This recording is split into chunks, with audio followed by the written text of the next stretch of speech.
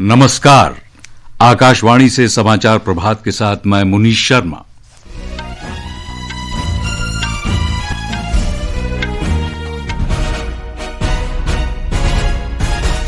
मुख्य समाचार। प्रधानमंत्री नरेंद्र मोदी आज राष्ट्रमंडल देशों के संसद अध्यक्षों और पीठासीन अधिकारियों के 28वें सम्मेलन का शुभारंभ करेंगे। महाराष्ट्र के 29 नगर निगमों में मतदान शुरू।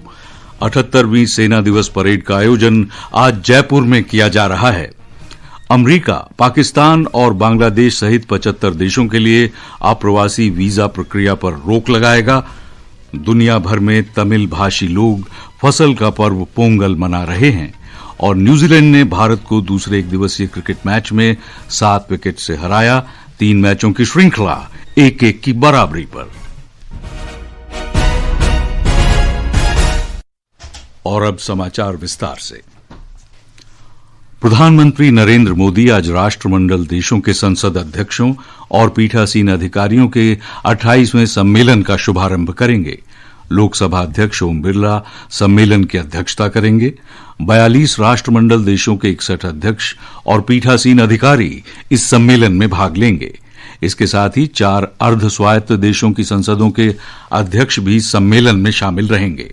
हमारे संवाददाता ने बताया है कि सम्मेलन में समकालीन संसदीय मुद्दों की एक विस्तृत श्रृंखला पर गहन चर्चा होगी, जिसमें मजबूत लोकतांत्रिक संस्थाओं को बनाए रखने में अध्यक्षों और पीठासीन अधिकारियों की भूमिका भी शामिल है। यह सम्मेलन समकालीन संसदीय मुद्दों की एक विस्तृत श्रृंखला पर विचार विमर्श करेगा, जिसमें मजबूत लोकतांत्रिक संस्थानों को बनाए रखने में अध्यक्षों और पीठासीन अधिकारियों की भूमिका, संसदीय कामकाज में कृत्रिम बुद्धिमत्ता AI का उपयोग, संसद सदस्यों पर सोशल मीडिया का प्रभाव, संसद की सार्वजनिक समझ को बढ़ाने के लिए अभिनव कार्यनीतियां और मतदान से परे नागरिक भागीदारी शामिल हैं। अनुपम मिश्र, आकाशवाणी समाचार, दिल्ली। लोकसभा अध्यक्ष ओम बिरला ने कल दिल्ली के लाल किले में राष्ट्रमंडल देशों की संसदों के अध्यक्ष और पीठासीन अधिकारियों के 28वें सम्मेलन की स्थायी समिति की बैठक की अध्यक्षता की। श्री बिरला ने एक सोशल मीडिया पोस्ट में कहा कि यह सम्मेलन मजबूत और अधिक प्रभावी संसदीय लोकतंत्रों के समर्थन में संवाद, नवाचार और सहयोग को बढ़ावा देने के लिए वैश्विक मंच का काम करेगा। स्थायी समिति में 15 सदस्य होते हैं। इनमें से 5 सदस्यों की उपस्थिति में कोरम पूरा होता है। प्रधानमंत्री नरेंद्र मोदी ने कहा है कि काशी तमिल संगमम भारत की एकता में अनेकता की भावना को दर्शाता है।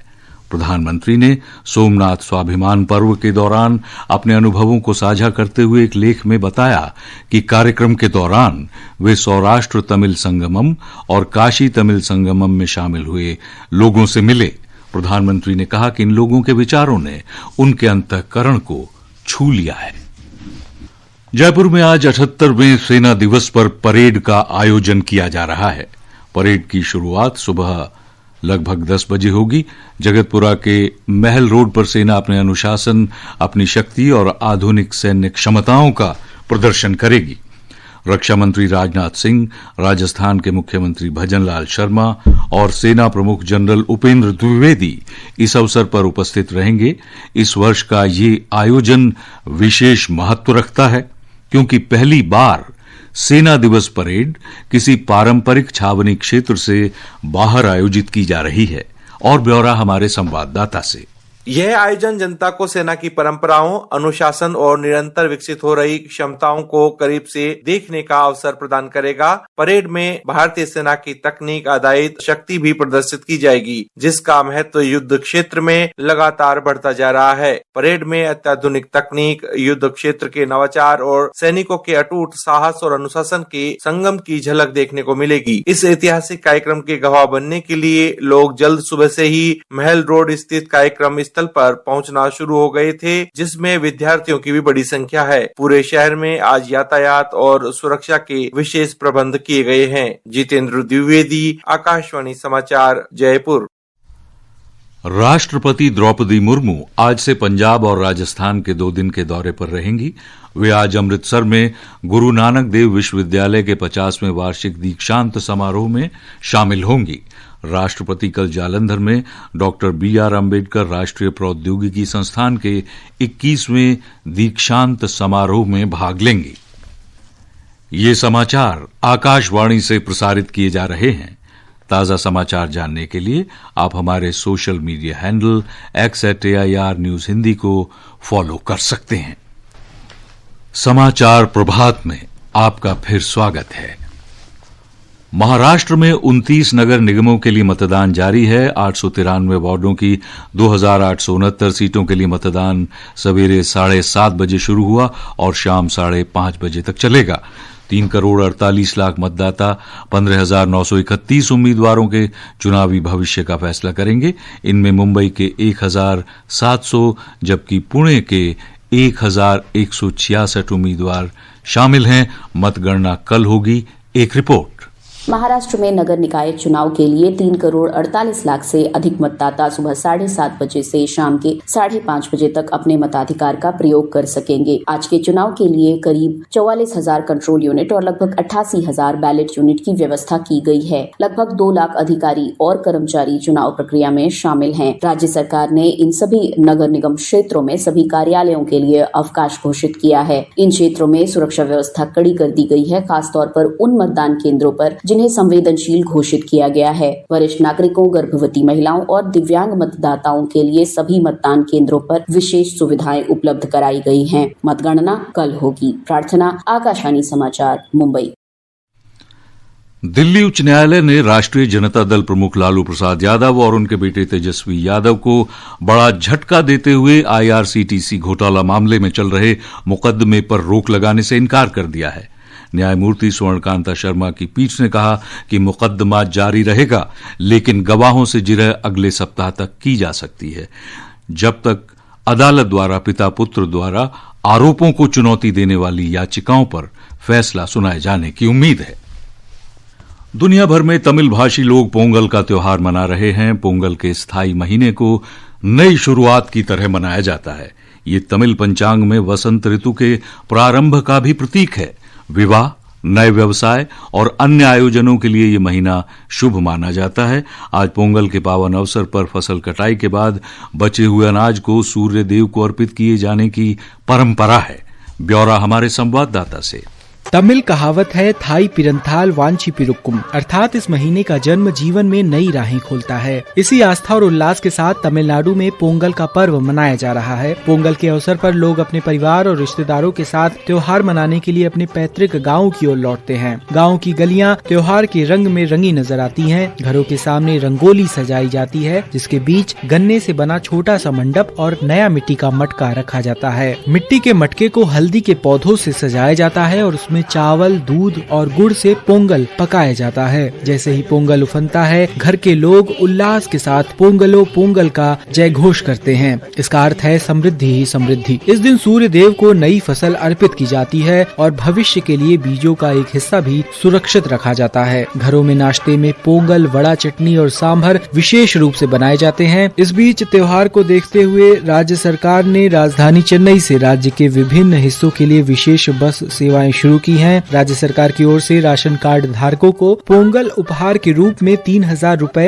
और गन्ना भी प्रदान किया गया है। शहर के 20 से अधिक सार्वजनिक स्थलों पर लोक कलाकार ढोल नगाड़ों की गूंज के साथ पारंपरिक नृत्य प्रस्तुत कर रहे हैं। वहीं इसके अलावा चेन्नई में आयोजित खाद्य महोत्सव ने भी पोंगल की खुशियों को और बढ़ा दिया है। चेन्नई से जॉय की रिपोर्ट के साथ समाचार कक्ष से आनंद पाठक। उत्तर प्रदेश में आज मकर संक्रांति का पर्व हर्षोल्लास से मनाया जा रहा है। भीषण शीतलहर और कड़ाके की ठंड के बावजूद श्रद्धालु मकर संक्रांति के अवसर पर पवित्र नदियों में स्नान कर रहे हैं। हमारे संवाददाता की रिपोर्ट। मकर संक्रांति का पावन मुहूर्त शुरू हो जाने के बाद कल शाम से ही साधु संतों के साथ बड़ी संख्या में श्रद्धालु राज्य की पवित्र नदियों में स्नान कर रहे हैं। गंगा, यमुना और अदृश्य सरस्वती के पवित्र संगम पर प्रयागराज में लगभग 1.5 महीने तक चलने वाले माघ मेले का ये दूसरा बड़ा स्नान माना जाता है। आज के दिन दान का भी विशेष महत्व है। प्रशासन, रेलवे और परिवहन विभाग ने श्रद्धालुओं के लिए विशेष इंतजाम किए हैं। माघ मेले के दौरान गंगा में साफ जल की उपलब्धता सुनिश्चित करने के लिए कानपुर के गंगा बैराज से प्रतिदिन 8000 क्यूसेक जल छोड़ा जा रहा है। प्रयागराज में दोनों नदियों में गिरने वाली सभी 81 नालियों को नियंत्रित किया जा चुका है। कई आश्रमों में पारंपरिक खिचड़ी भोज भी आयोजित किए जाएंगे। मुख्यमंत्री योगी आदित्यनाथ ने ब्रह्म मुहूर्त में गोरखपुर के गोरखनाथ मंदिर में विशेष पूजा की और खिचड़ी का प्रसाद चढ़ाया, जिसके बाद यहाँ प्रसिद्ध खिचड़ी मेला शुरू हो गया। सुशील चंद्र तिवारी, आकाशवाणी समाचार, लखनऊ। उधर तेलंगाना में 3 दिवसीय मकर संक्रांति पर्व का दूसरा दिन धार्मिक उत्साह और पारंपरिक उमंग के साथ मनाया जा रहा है। राज्य के कस्बे और गांवों में उत्सव की रौनक है। अमेरिका ने पाकिस्तान और बांग्लादेश समेत 75 देशों के लिए प्रवासी वीजा प्रक्रिया पर रोक लगाने की घोषणा की है। विदेश विभाग ने कहा है कि इन देशों के प्रवासी अमेरिका में अस्वीकार्य दरों पर कल्याणकारी योजनाओं का फायदा लेकर वहां आर्थिक रूप से भार बन जाते हैं। इससे पहले अमेरिका के राष्ट्रपति डोनाल्ड ट्रंप ने कहा था कि कोई भी देश लाखों लोगों को शरण देने और उनकी शिक्षा तथा स्वास्थ्य देखभाल का खर्चा वहन नहीं कर सकता। ईरान में जारी अशांति के कारण उसके हवाई क्षेत्र में आवाजाही बंद है। एयर इंडिया ने कहा है कि इस क्षेत्र से गुजरने वाली उड़ानें अब वैकल्पिक मार्गों से संचालित की जा रही हैं। इससे उड़ानों में देरी हो सकती है। न्यूजीलैंड ने कल रात राजकोट में भारत को दूसरे एक दिवसीय क्रिकेट मैच में 7 विकेट से हरा दिया। 3 मैचों की श्रृंखला अब 1-1 से बराबरी पर है। इस श्रृंखला का तीसरा और अंतिम मुकाबला 18 जनवरी को इंदौर में खेला जाएगा। मौसम विभाग ने दिल्ली, हरियाणा, चंडीगढ़, पंजाब, उत्तराखंड और पश्चिमी उत्तर प्रदेश में आज अत्यधिक घने कोहरे का ऑरेंज अलर्ट जारी कर दिया है। ये समाचार हमारी वेबसाइट www.newsonair.gov.in और हमारे ऐप न्यूज ऑन एआईआर पर भी उपलब्ध हैं। और अब आज के समाचार पत्रों की सुर्खियों के साथ हमारे सहयोगी मुकेश कुमार बल। धन्यवाद मुनीश। देश की राजधानी से प्रकाशित होने वाले हिंदी समाचार पत्रों की सुर्खियों में आज अलग अलग मुद्दों को वरीयता दी गई है, लेकिन ईरान में बेकाबू होते हालात और वहां रह रहे भारतीयों को तुरंत वहां से निकालने की सलाह संबंधी समाचार और मौसम के मिजाज से जुड़ी खबरें लगभग सभी अखबारों ने मुख्यता से प्रकाशित की हैं। नवभारत टाइम्स ने ईरान में हो रहे सरकार विरोधी प्रदर्शनों का समाचार मुख्य पृष्ठ पर सबसे ऊपर प्रकाशित करते हुए शीर्षक दिया है, जंग की आहट में भारतीयों को सलाह, छोड़ दें ईरान। पत्र ने ईरान स्थित भारतीय दूतावास के फोन नंबर भी बॉक्स में प्रकाशित किए हैं, जिन पर संपर्क किया जा सकता है। पत्र ने सूचना और प्रसारण राज्य मंत्री एल मुरुगन के आवास पर हुए पोंगल पर्व के आयोजन का समाचार भी सचित्र प्रकाशित किया है। जनसत्ता की सुर्खी है, मौजूदा हालात के मद्देनजर भारतीय नागरिक तुरंत ईरान से बाहर निकलें। पत्र ने मकर संक्रांति के अवसर पर बुधवार को प्रयागराज में संगम पर स्नान करते हुए श्रद्धालुओं की तस्वीर छापी है। और अंत में सुनिए इस बुलेटिन के मुख्य समाचार एक बार फिर। प्रधानमंत्री नरेंद्र मोदी ने कहा, काशी तमिल संगमम भारत की अनेकता में एकता की भावना का सम्मान करने वाला जीवंत उत्सव है।